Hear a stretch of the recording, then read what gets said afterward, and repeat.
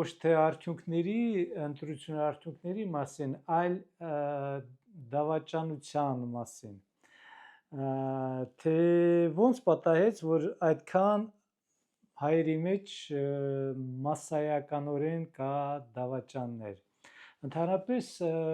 ընտրությունները ցույց տվեցին, որ քանի 100,000 մեր հայերը ձայն են տվել կուսակցություններին, որոնք ուրիշ ազգերի, այլ ազգերի ագենտներն էին, որոնք ուզում էին Հայաստանը տանեն ուրիշ պետությունների իրավունքների տակ, ուզում էին գալուց նորից պատերազմներ սկսել մեր հարևանների հետ, որը նշանակում էր մեր ազգի վերջը, կարելի ասել տամ։ Ոչ մի լավ բան չէր սպասում այս կուսակցություն խոստումներից, բայց մարդիկ 100,000-ավոր մեր հայերը փողով ծախվելով գնացին, ձայները տվեցին իրենց։ Ընդհանրապես այդ քանի 100,000 ես ընդհանրապես քանակությունը չեմ հիշում, չեմ էլ ուզում հիշել, ուղղակի 500,000 ինչքան մարդ այդ կուսակցություններին տվել, ասենք գցենք բռնենք մի 200,000 կարող է այն իսկական իսկ կողմնակիցները, այն նույն կազմակերպության հիմնական կորիզը, այդ նույն մարդիկ, որոնք իսկական կուսակցություն էին կազմել դրանք, այդ նույն թալանչիները, հանցագործները, այն Ռուսաստանից եկած հայերը, իրանց կարելի է ներել, քանի որ իրանք ուրիշ ցանկություններ ունեն, իրենց շահերն են պաշտպանել, դե իրանց ցանկությունը շահերն այնպես էր, որ իրանք պետք է այդ կողմը որոշեին պահպանեին ու իրանց կարելի է ներել, բայց ներել չի կարելի այն մարդկանց, որ ապրելով Հայաստանում 100,000-ներ փողի դիմաց գնացին, տվեցին, դավաճանեցին մեր երկրին։ Այդ չմոներին, ես չմո եմ անվանում իրենց, չնայած այդ ձև էության դրանք այդպիսի ծախված մարդիկ են, որոնց հետ ոչ բարևել կա, պետք է ոչ մարդ հաշվել, բայց նրանք բացի դրանից դավաճան են։ Ընդհանրապես այստեղ ուզում եմ ես բացատրեմ տրամաբանորեն, թե ոնց պատահեց, թող չմոլին, թող ծախված լինի, բայց ոնց եղավ, որ այդ մարդիկ հանկարծ իրենց երկրում են դավաճանում։ Ոնց էլ գցենք բռնենք, այդ մարդիկ մեկը հասկանում են, որ իրանք իրենց փող վերցնելով ձայն տալը այս կուսակցությունները, իրանք դավաճանում են Հայաստան երկրին, ինչ մտածմունքով իրանք այդ քայլին դիմեցին։ Ընդհանրապես Հայաստանում, եթե նկատել եք, տարբեր վերջի տասնյակ տարիներին դավաճան, ամենուր դավաճան են, իսկական դավաճաններ են հերոսները մեր олиգարխները, մեր վարչապետները, հիները, там իրանց մենք անվանում ենք դավաճան ու իսկականից հանրապետության նկատմամբ դրանք դավաճան են դառնում մեր հասարակ մարդիկ, պատերազմի տարիներին ցույց տվեցին, որ շատ մարդիկ 50-100 դոլարի փոխարեն մեր դիրքերի տեղն են ցույց տվել, գաղտնիքներն են ցույց տվել, հարց առաջանում, ոնց կարող է ձեր մի փոքր ազգում, որ 3 միլիոն ազգ ենք, այդքան շատ ունենք մեր մեջ դավաճաններ։ Իսկականից որտե՞ց ես կան։ Իսկական դրանք դավաճան են, չէ՞ դա։ Եթե հիշենք ավելի հին ժամանակները, սովետական տարիներին, օրինակ, там Հայաստանում ընդհանրապես մեր խոսակցության մեջ դավաճան, էսի հատիկ կարող լսվել, ով կարդացել է մի հատ գիրք պատմական ու այս բանը, եսին որ դարի ով դավաճան է եղել Հայաստանի տան։ Մեր մեջ սոցիալիստական ժամանակ դավաճան գոյություն չուներ, երկրի դավաճան չունեինք, բայց եկավ դավաճանները Քոչարյանի ժամանակ, առաջացան այդ հանցագործ այդ դավաճան մարդիկ եկան առաջացան լավ հիշեք Թենց Քոչարյանի տարիներին սկսեցինք մենք դավաճան Սերժի ժամանակ դավաճան եկավ հասավ մեր օրերին ավելի շատ դավաճան բոլոր դավաճան այնքան դավաճան որ հասարակ երևույթը դարձել դավաճանությունը երկիրը ծախը Ընդհանրապես դավաճանությունը մեր հայերի մեջ սկսվեց հաղթանակից Արցախի կռիվների հաղթանակից երբ հայերը վերցրեցին ադրբեջանական գյուղեր, քաղաքներ, տարածություններ, 7 շրջաններ, там Արցախը ազատագրեցին ու մեր դավաճանությունները հայերի մեջ սպլաշնոյ մասսայական ավելացավ։ Հիշում եք Մոնթե Մելքոնյանին ով դավաճանեց, որ թուրքեր չկան դավաճան, որ Ադրբեջան չկար Իրան հետևից խփեցին, մեր հայերն էին կամ մեկը այդ Մկրտչյան կար առաջի քարտուղար Ստեփանակերտում, որ առաջի տարիներին խփեցին, մերոնք խփեցին, բայց դա դավաճանություն էր, մեր ամենալավ հերոսին, օրինակ Մոնտեին խփեցին հետևից, ինչի համար, քանի որ պատերազմը բերում է ընդհանրապես հաղթանակը բերում է իր վատ բաները բերում է, արդեն երբ մարդիկ անցնում են կռիվների մեջ, արյուն են տեսնում, ընկերոջ մահ են տեսնում, բարեկամ մահ են տեսնում, արցունքներ, հետո արցունքներ չի գալիս, հետո աստրակ բանը դառնում մահերը, այս մարդիկ հաղթանակից հետո արդեն գալիս են իրենց ամբիցիաներով, իրենց առանց վախի կյանքով, իրանց համար ամբիցիան ավելի կարևոր, իրանց համար իրանց անձնական շահ ավելի կարևոր է, ինչ որ ես ասեցի, ես պիտի լինում ու կարող է խփեն։ Այդ մարդիկ պատրաստ են լինում ամեն ինչի։ Մանվել ունեինք մի հատ հերոս գեներալ էր, որ անցավ, ասենք ամեն կողմից անցավ, եկավ դարձավ հերոս, բարձացին, հետո այս մարդը սկսեց դավաճանել, հետո իրան ինչքան մարդիկ մահացան իր բանով, ինչքան զինվորներ սոված էին մնում, երբ ինքը այդ Տուշոնկա էր կերակրում իր արյուզներին տամ այդ պատերազմը հաղթանակը այժե բերեց իրար հետ կռվելով, իրար հետ իրանց ամբիցիաները, իրար շահեր պաշտպանելով, ով լինի շրջանի պետ, ով լինի գեներալ, ով լինի այսինքն դավաճանի վրա, այդև եկավ լսվեց ու դավաճանությունը դարձավ սովորական բանին, որ հազարավոր մեքենաներ, օրինակ թուրքական, սկսենք թուրքական գյուղերը քանդում էին, տրուբայեր, տոներ, տամ ամեն ինչ քանդում, բերում էին, ծախում էին, իրանց գերեզմանոցներ էին քանդում, մի բան գտնեին, իրանց հնավայրեր էին քանդում, գիտեն դե վաղ մյուսը մեկանդեից հետ են գալու, քանդելը սովորեցին, այն բերազները տան ոչ միտեղ չգնաց, այն բերին, լցրին, այդ ամեն ինչ անեց, ոչ մի բան չկառուցեցին Հայաստանում։ Հիշում եք այդ տարիները, մի հատ աղդամ կա, հսկա քաղաք ավերեցին, բետոնը հավասարացրեցին տների տամ, բերազները տամ, հսկա քաղաք էր, որ մի հատ գյուղ սարքեցին Քոչարյանի ժամանակ, չսարքեցին, բերեցին, քան որ քանդածը ուրիշից տամ, բերածը ուրիշից գողացածով դու կյանքը բան չես դասավորի, բերին, լցրին, թափավ, բանելավ, բայց այդ վատն էր, որ այդ թալանության մեջ աշխատում էին տասնյակ հազար մարդիկ, զինվորներ, գեներալներ, նախագահներ, իրավապահներ, там միլիցիա ոստիկաններ աչքներին փակում, բոլոր տենում են որ թալանություն է կատարվում, բաշխաշերով փակում են մի կոպեկ ստանալու, Արցախը թալանեցին, այն թուրքական գյուղերը թալանեցին, հետո անցան ինչ պարապո չէի մնա, արդեն սովորել են քանդել, գերեզման քանդել, եկան սկսեցին Հայաստանում այդ ադրբեջանական բանը գերեզմանոցներ քանդել, հետո անցան հայկական, դե ինչ տարբերություն էլի, սովորել էին քանդել, իսկ եկեղեցի քանդել, там գերեզման քանդել, ինչա կոչում, դա էդի մեր հիշողություն, մեր պատմությունը քանդել, մեր երկրի, մեր պատմության դեմ մենք թշնամություն ենք անում, մենք դավաճանություն ենք անում, ու այդ դավաճանության մեջ աշխատում են, մասնակցում են տասնյակ հազար, հազարավոր մարդիկ, եւ որ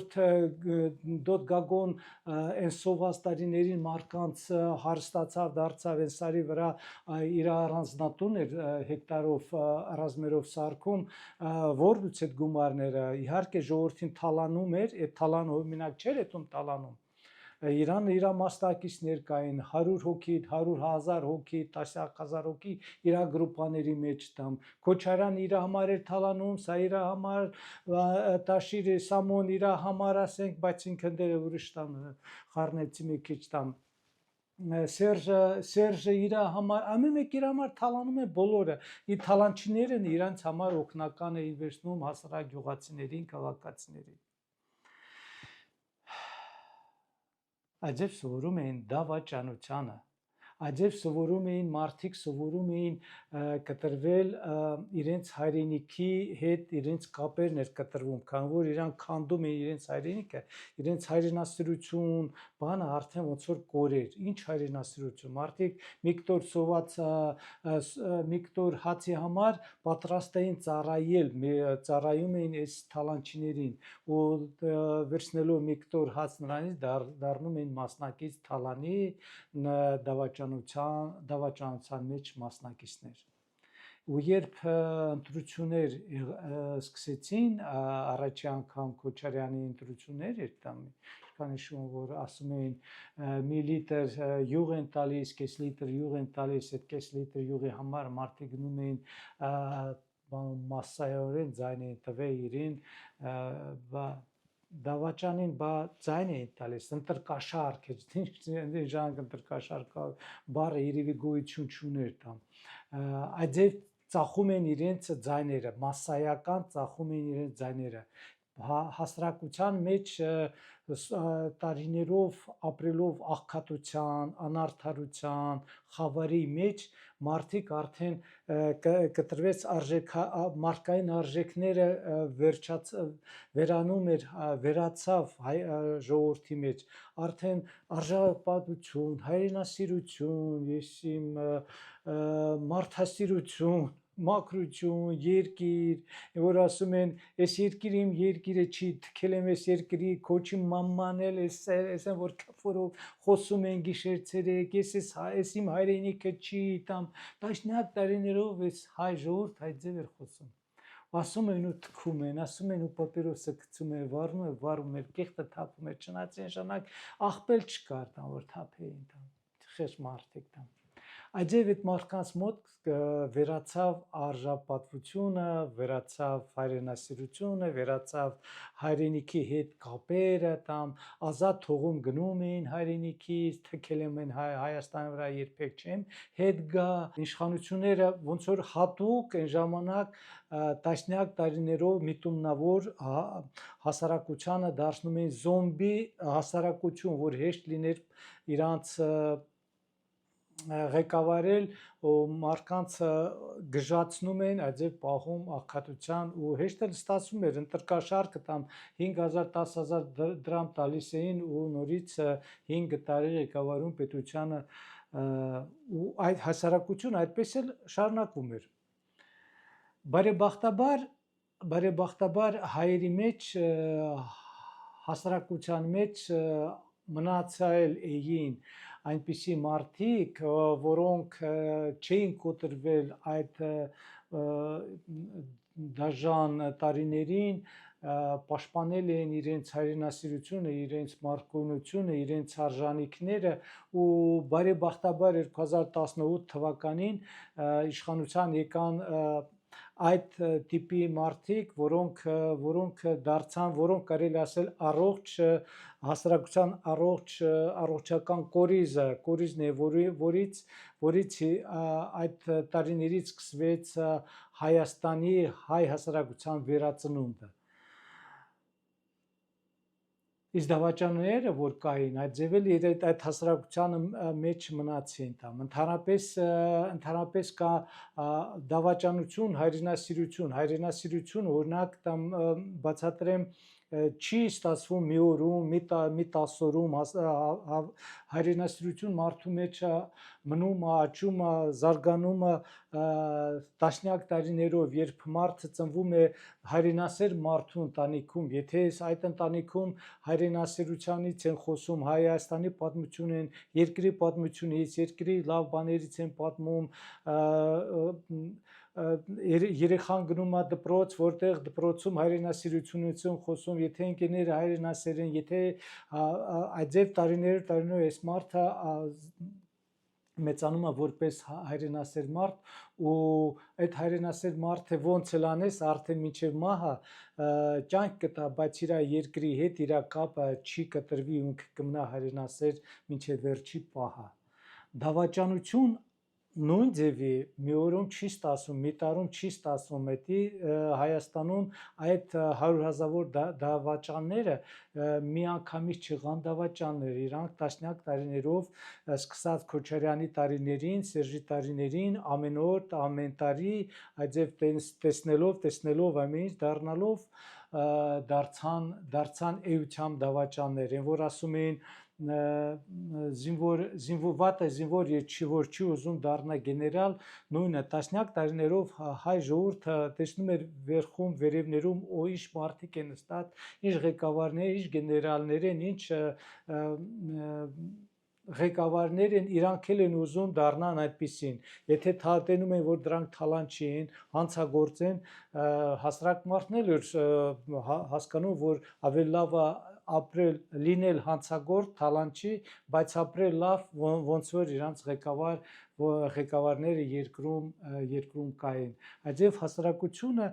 փոփոխվում էր, հասարակությունը այդ տարիներին դարձել էր, որ ասում են զոմբի չեն ասում մեզի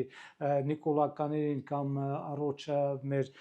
ուժերին, որ ասում են զոմբիներ, այդ տարիներին հիշելով, որ ինչպես էին մեզի որպես զոմբի պահում, հասարակության պահում զոմբի, որ ղեկավար լիներ, հիմա շարունակում են մեզ զոմբի ասել։ Երևի զգացել եք, որ երբ արդեն ընտրությունները կատարվեցին ու արդյունքները հայտնի դարձան, Նիկոլ Փաշինյանը, ղեկավարները այնպես չի, որ շատ ուրախ էին արդյունքներից, ուրախ չէին, քանի որ իրանց համար պարզ դարձավ, որ երկրում քանի 100,000 մարդիկ մտածում են, որ դավաճանի նման, դավաճանություն են արի, ու այս մարդիկ ապրում են Հայաստանում։ Պատկերացնում եք, այս մարդիկ մինչև հիմա ապրում են մեր մեջ ու մեր հետ կապրեն մեզ համար դեռ կդարձնեն շատ դժվարություններ։ Այդ բանով հիշում եմ մի հատ պատմություն Աստվածաշնչի, չնայած ես չեմ կարդաց ուղղակի բանը գիտեմ, որ պատմությունից կա այսպես մի հատ շատ հետաքրքիր բանի Մոյսեյ Մովսես հայերեն չեմ անում, որ եվրեյներին Եգիպտոսների ստրուկության մեջ են ապրում եվրեյները, հրեաները, Մոյսեյը, Մովսեսը իրանց ստրուկությունից դուրս է բերում ու բերում է իրենց հավիտենյաց իրանց երկիրը տանելով Սինայский полуостров անապատների միջով, ավազների միջով 40 տարի ման է տալիս, հետո դուրս են գալիս հավիտենյաց երկիրը, Место обетования։ 40 տարի Մոյսեյը ման է տալիս իր ժողովրդին, հրեաներին 40 տարի, որ հետո է դուրս գալիս, չնայած ուղիղ ճանապարհով երևի կես տարվա ճանապարհ էր։ Դա իրականությունը թե ոչ,